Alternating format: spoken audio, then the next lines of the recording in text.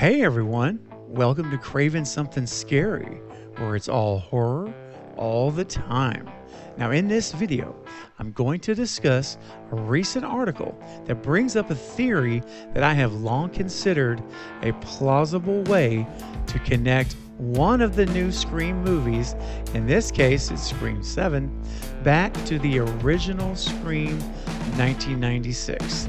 Now, there are many different directions a storyline could be written in with this theory, but there is one connection in particular that could show what really happened on that fateful night in Stu Macher's house. Let's go!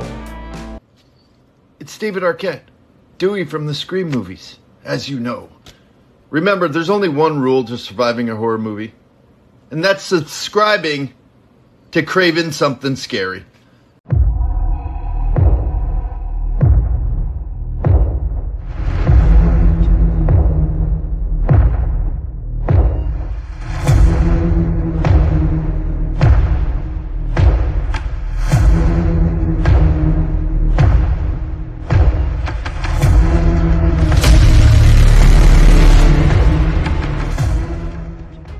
So recently, Callum Murray wrote an article on GameRant.com expanding on one of my long-held theories.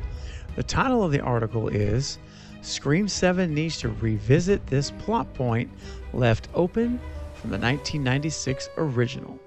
And I recommend you checking out the full article after this video. I'll have a link for it in the description down below. Definitely check it out. Now, I will be incorporating some of the article's content into this video along with my perspective and thoughts about the theory, but not the entire article, so be sure you go and check it out. So the article begins with the following. There are so many plot points from previous entries in the Scream franchise that could be explored in Scream 7 with the return of Sidney Prescott and the likelihood of Gale Weathers and Mark Kincaid coming back to complete the trio of legacy characters in the upcoming sequel. But there is one particular plot point from the 1996 original that has never been mentioned again, and it could hold the key to revealing a franchise mastermind. And later in the article, it goes on to say, Gale planted a video recorder to keep an eye on a potential breaking story involving the Ghostface Killer. It was placed below the television that supposedly killed Stu Macher, and a feed was linked to Kenny's equipment in the news van, where he and Gale watched the events unfold at the party, albeit with a 30-second delay. When considering the video camera having all of the footage recorded inside the van, the tape of what was filmed would have been preserved in evidence and would still be available to watch today. So, what could the videotape footage possibly reveal? Well, there are three possibilities that come to mind for me.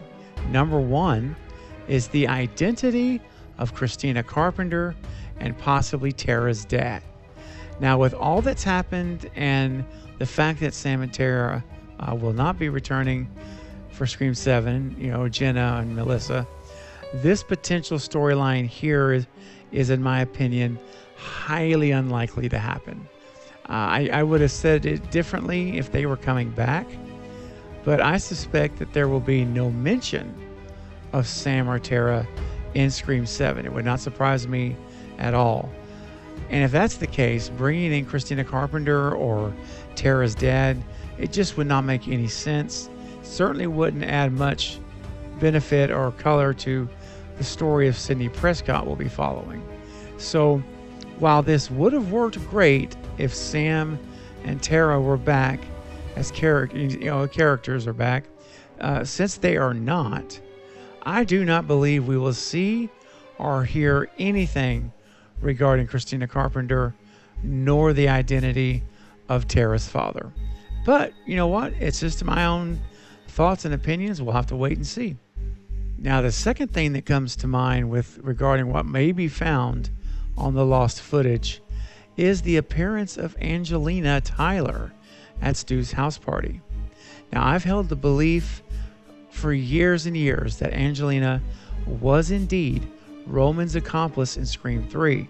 And based on the evidence that Wes Craven included in the movie and the script that both Aaron Kruger and Wes Craven wrote for the film but had to make modifications because of the Weinsteins, I stand behind it still to this day. Now, if the recorded footage shows Angelina at the party, she could have already been on the inside with Roman and may have been there as his eyes and ears to make sure things were staying on track as they had planned.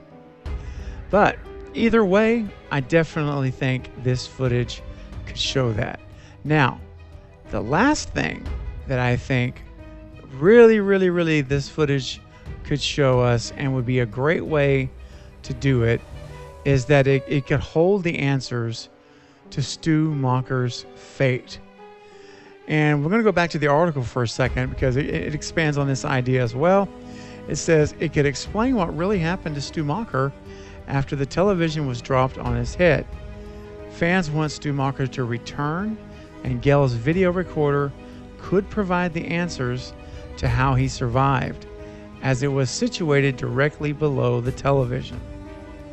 A fan movement could see Stu Macher return in Scream 7, and the raw footage of the moment that supposedly led to Stu's death could be introduced during the events of the upcoming sequel.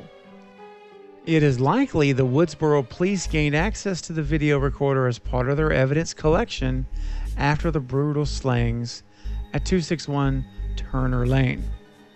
Now, if Stu did survive, someone in law enforcement knew about it and covered it up for whatever reason. It is quite possible that Dewey Riley and Sheriff Burke decided to keep this information from Sidney as well as the wider public, as she'd been through enough already. And then finally, Stu Macher could have been serving a prison sentence after recovering from his injuries and could be due for release over 30 years after the original Ghostface murder spree if the rumored time jump happens in Scream 7. It's likely Stu would seek his revenge on Scream 7's lead character, Sidney, and finish what he and Billy Loomis started all those years ago. All right, so great article here. Again, it's good stuff. Make sure you read the whole thing. And now this is going now with the theory that Stu was captured and imprisoned. And that is certainly one way to go about bringing Stu back. When Wes Craven and Kevin Williamson were originally bringing Stu back in Scream 3, the original script, he was in prison.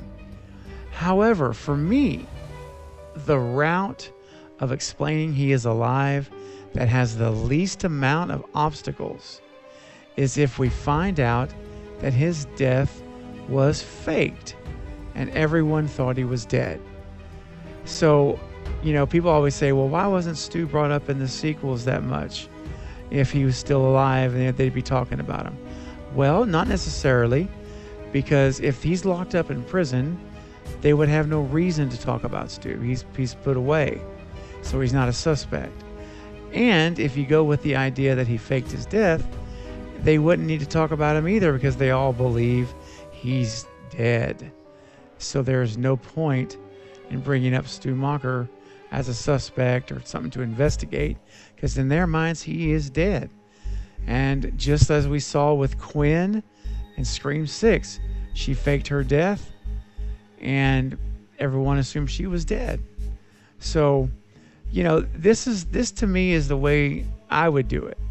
And being that Woodsboro was a small town, small government, police force, medical examiner, all those folks could have easily been paid off. Could have paid off the medical examiner. You could have paid off the Sheriff Burke. They could have, heck, for all we know, Stu's parents could have been part of the local government themselves. We don't know. And that's the beauty of this. Since we don't know the history of his parents, what they did, there can be theories like this abound everywhere because there's wiggle room. You have room to make it what you want. And that's what the writers have the opportunity to do here, both with Guy Busick and Kevin Williamson in Scream 7. All right, guys, now I want to know, what do you think about revealing Gale's video footage that was recorded in the news van in 96? What do you hope it would reveal? Now, I want to know your thoughts, your ideas. What are your personal theories about this scenario that you would like to see played out? And so you need to start leaving your comments below right now so we can discuss it together. Because remember, I can't read your minds. I've tried many, many times, and I haven't figured that out. So in order for me to know what you're thinking, you've got to leave a comment below. Use your voice. Let your opinion, your theories be heard so we can chat about it. All right, that's going to be all for this update, but I'll be back soon with more Scream 7 and other horror movie content. Don't forget to like and subscribe. And until next time, this is Craving Something Scary, where it's all horror all the time. Thanks for watching.